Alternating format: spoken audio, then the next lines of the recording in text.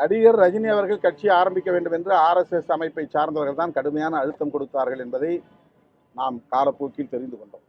அவர்களின் பிடியில் சிக்கிக்கொள்ளக்கூடாது என்று மிகவும் எச்சரிக்கையாக அவர் கட்சி தொடங்குவதை தவிர்த்து விட்டார்.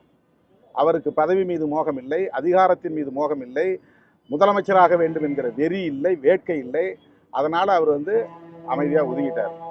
இவருக்கு வந்ததிலிருந்து அதிகாரத்தின் மீது தான் மோகம், ஆட்சியின் மீது தான் மோகம், அடுத்த முதலமைச்சராக நாற்காலில் உட்கார வேண்டுங்கிறதா மோகம். அதுக்காக குறிவைத்து திமுகவை கடுமையாக சாடுறார். வேற எந்த ஐடியாலஜிக்கலாக அவருடைய பேச்சு எங்கேயுமே அமையல. கருத்தியல் சார்ந்து அவர் எதையுமே பேசலை. அவர் என்ன செய்ய போறார் தமிழ்நாட்டுக்கு அவர் எதுவுமே பேசலை. திமுக வெறுப்பு, திமுக வெறுப்பு, திமுக வெறுப்பு, இப்படி பல பேரை தமிழ்நாட்டில் இறக்கி விட்டுருது ஆர்எஸ்எஸ்.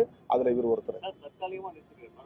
இது நான் திமுகவுக்காக நான் டிஃபெண்ட் பண்ணி பேசலை, தமிழ்நாட்டு அரசியலின் நலனுக்காக நான் பேசுகிறேன். இந்த மாதிரி சக்திகளின் கையில் தமிழ்நாட்டு மக்கள் சிக்கிக்கிட்டாங்கன்னா அதுக்கப்புறம் தமிழ்நாட்டை காப்பாற்றவே முடியாது. கொஞ்சம் இவங்களை வச்சு திமுகவை வீழ்த்திட்டு, அதிமுக வீழ்த்திட்டு பிஜேபி கால் ஊண்டிட்டாங்கன்னா அதுக்கப்புறம் இவங்களை தூக்கி எறிகிறது பிஜேபிக்கு ஈஸி. அண்ணா சாரை பயன்படுத்தி டெல்லியில் காங்கிரஸ் அரசாங்கத்தை தூக்கி எறிஞ்சாங்க. அதுக்கப்புறம் இன்னைக்கு கெஜ்ரிவாலை தூக்கி எறிஞ்சிட்டு அவங்க ஆட்சி வந்துட்டாங்க.